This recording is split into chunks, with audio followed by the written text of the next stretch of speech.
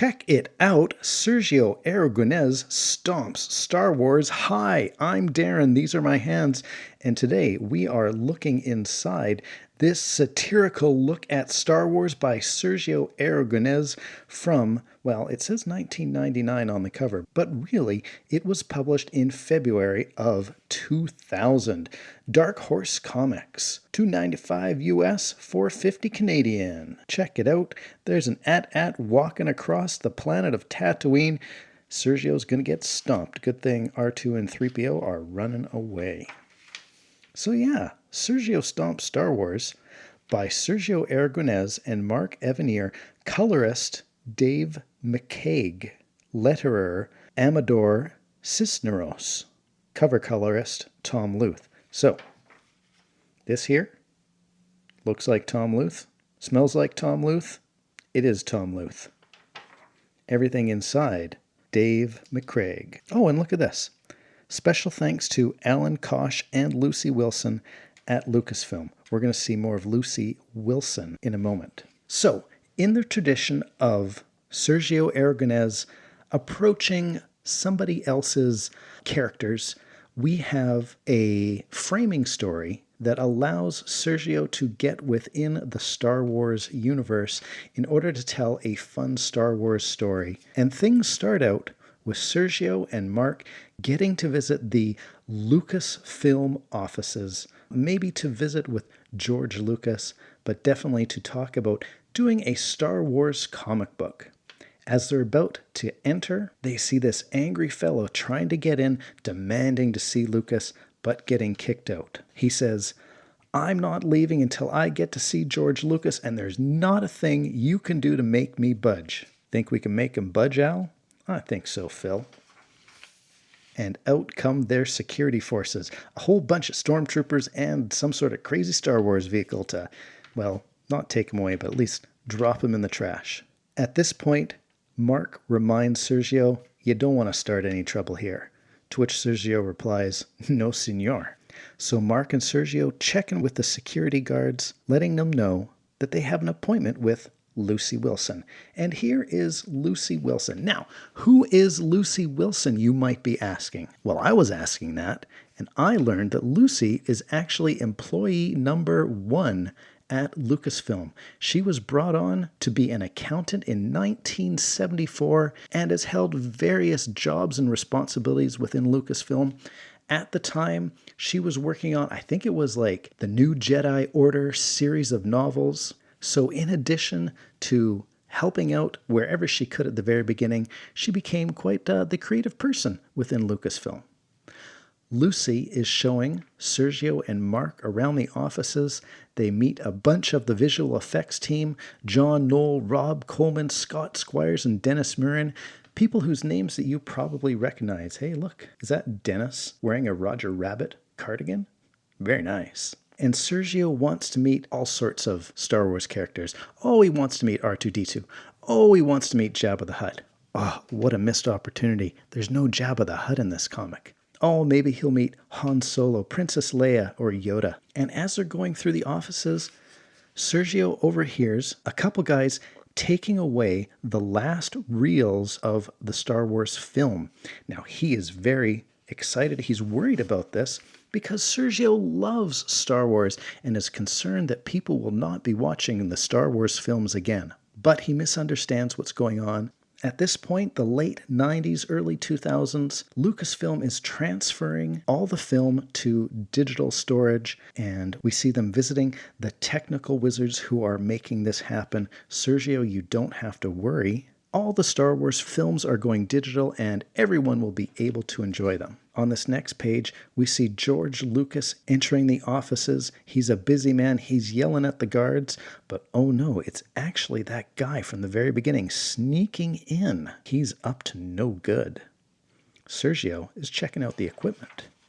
And through some strange combination of Sergio's being in the right place at the wrong time, or the wrong place at the right time, some sabotage, some electronics, and just some comic book fun, Sergio gets zapped into the film digitizer, I guess kind of like Tron, and shows up dressed in his Star Wars garb And it looks like maybe he's at the base on Yavin 1. All right, here's the first thing that I thought was a hidden message, a secret message. Sergio meets Greedo, or someone who looks like Greedo, and Greedo says, Tipsilub is Rodama Sorensik. Tipsilub is Rodama Sorensik. That's got to be a secret message, right? I was trying to figure it out, but I need your help. When I'm reading these words backwards, tip becomes pit, slub becomes bulls, pit bulls, ease becomes sea, pit bulls sea, amador, what's amador? Kisneros? I don't know what that means. It sounds like he's trying to say something about pit bulls see something. Maybe I'm just making things up and it's a coincidence. I wonder if that's a secret message. Anyway, we see Sergio dressed in some sort of rebel, I don't know if he's a pilot or, I don't know, I recognize that uniform from the Star Wars films. Looks like he's on the base at Yavin, and these other pilots walking by say, Hello, Biggs, it's good to see you again. Wow, Biggs, says Chewbacca as he walks past. And why, Sergio wonders, do they call me Biggs? Now check this out. This is absolutely beautiful. This, what is it? It's across 2 pages. It's maybe like 3/4 or 2/3 of the page. This lovely scene. Sergio meets Luke Skywalker. Luke recognizes him as Biggs. But what I want to point out is this wonderful job that the colorist has done here. What's his name? Craig? I guess I better look it up. Dave McCaig. That's the guy's name. And you can see how it's a different style of coloring than what we're used to seeing from Tom. Take a look at the stonework here, the lights and the darks, showing the texture of the stone. Take a look at the ground here with the various tones that Dave is using. This planet up here, the clouds, they almost look like they're done with watercolor. It's such a really nice job, and it's different than what we normally see accompanying Sergio's artwork. So, as the story goes, Luke Skywalker brings Sergio into the big meeting because he's sure that Sergio is Biggs. Meanwhile, at the Lucasfilm studios, Mark notices that Sergio has gone missing, and the bad guy's still sneaking around, hiding explosives. At the briefing, Sergio is told that as Biggs, he will be leading the formation on the attack of the Death Star. Sergio says, No, I'm not pilot, I cartoonist. Draw silly pictures, not fly rocket jet.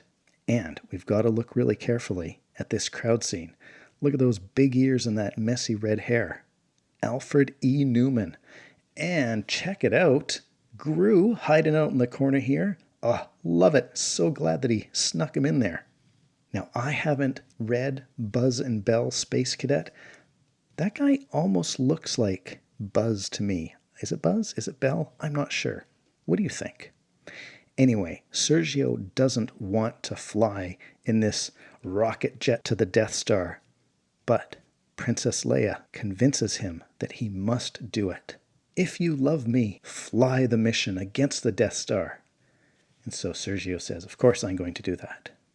As Mark and Lucy are in the Lucasfilm offices, Mark takes a look at what he says is his favorite part of the film. But it's Sergio. What's Sergio doing in Star Wars? That's no good. And check this out. Look at all these flames shooting out the back of the X-Wings. It actually looks really cool.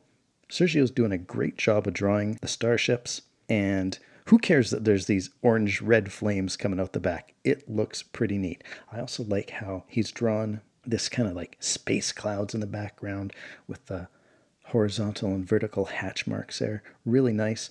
Good shading, nice coloring from Dave McCaig. Looks really good. Oh, and take a look at this. Okay, something that I thought was really cool is this comic kind of strays from what we're used to in our normal Groo comics from Sergio, in that Sergio is drawing to the edge and past the edge of the page. We've got full page coloring, full page art, right off to the cutoff line, and sometimes the panels are inset, sometimes they're pushed right off to the edge too. It looks really nice. It's a neat, different look. Yeah, it looks great to me. Check out that explosion. So cool. And some of this stuff, like this little spaceship beside this McFast food place, reminds me of Space Circus. Or maybe I'm just thinking Space Circus because Sergio's drawing space stuff here. Who knows? TIE fighters with green laser cloud beams, red lasers shooting out of X-Wings. It's not quite like the movie, but it's pretty cool. Oh, check this out. Sergio says, "Okay, I eat. Now back to space fray." It's a fray, just like Groo, right? "I try hitting exhaust port. Blow that thing to kingdom come."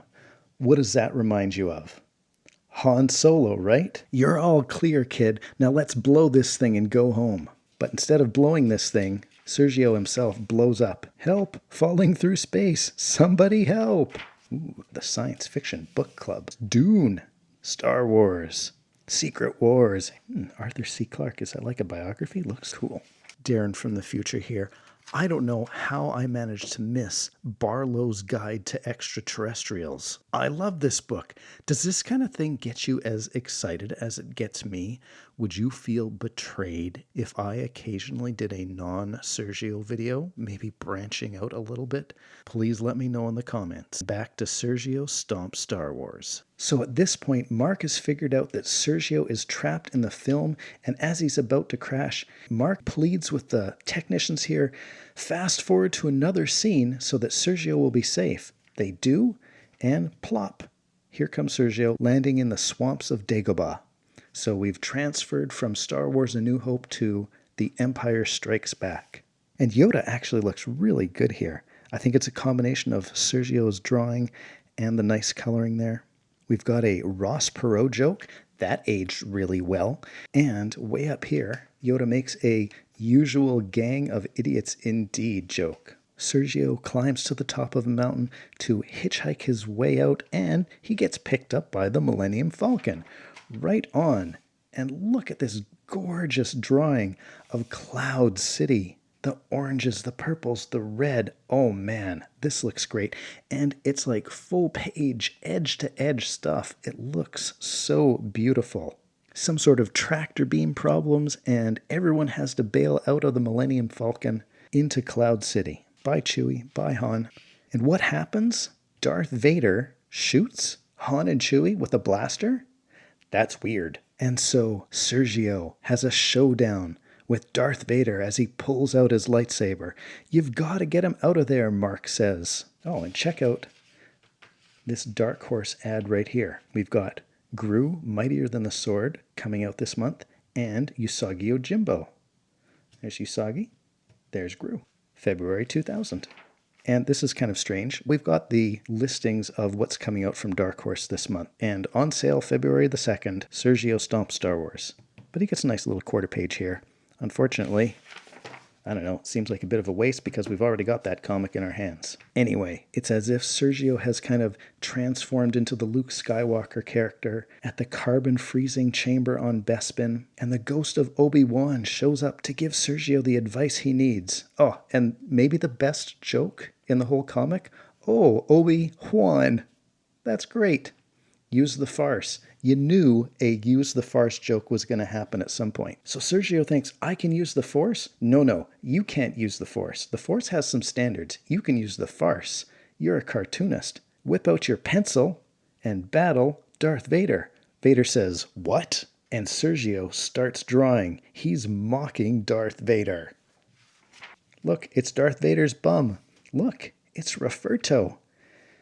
"You are drawing infantile cartoons about me." Sergio does what Sergio does best. And back in the real world, George Lucas is giving a tour to a bunch of investors who he is sure are going to love the new digital versions of the films, except Sergio as Luke Skywalker with a pencil and his gut hanging out.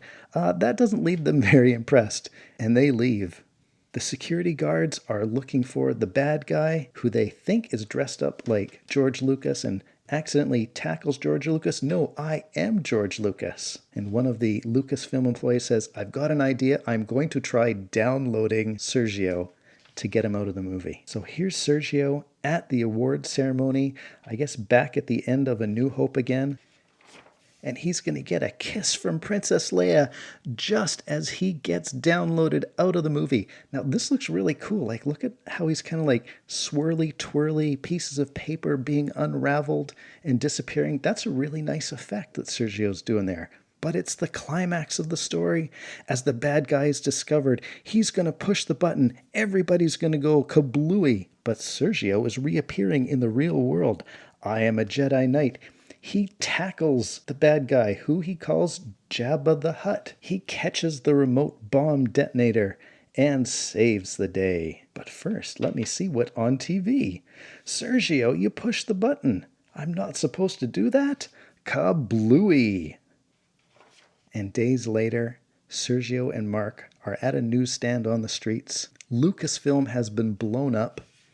And so we've got George Lucas selling pencils, will direct for food, but what I think is the best are the magazines and the comics at the newsstand. Check it out up here. It's this Hawaiian Shirts magazine. Is that Scott Shaw with an exclamation point on the cover? And check out down here, there's Groo and Rufferto on the cover of a Groo comic book. And I think the previous miniseries to come out, see right now we've got Groo Mightier Than the Sword. Previous to that was Groo and Rufferto, coming out the year that Sergio was drawing this. So there you go. Very timely. Sergio says, it felt great to be a Jedi. Even for a moment, felt noble, heroic. And Mark says, I'm glad you enjoyed it because I don't think you'll be experiencing that again. We've now been thrown out of more studios than the screenplay for Howard the Duck Part 2. Nothing like a nice Howard the Duck reference. Steve Gerber. And here's this great ad promoting Sergio comics. Go Sergio! Mightier Than the Sword, Groo, Mightier Than the Sword, and Sergio Stomps Star Wars, which we're already holding, but whatever, it's nice to have it. Nice drawing of Sergio on the pen. And the lunch pail. How I wish I was paying attention in 2000 to Groo collectibles. How I wish I had a Groo lunch pail. But I'll be okay. I really will be. So there we go. Sergio Aragonés Stomps Star Wars.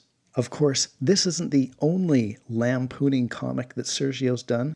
For more of these satirical one-shots, check out this video here. And make sure you click over here to subscribe and do all the other great things. And if you think that you're more Empire than Rebellion, the algorithm thinks you should watch this video next.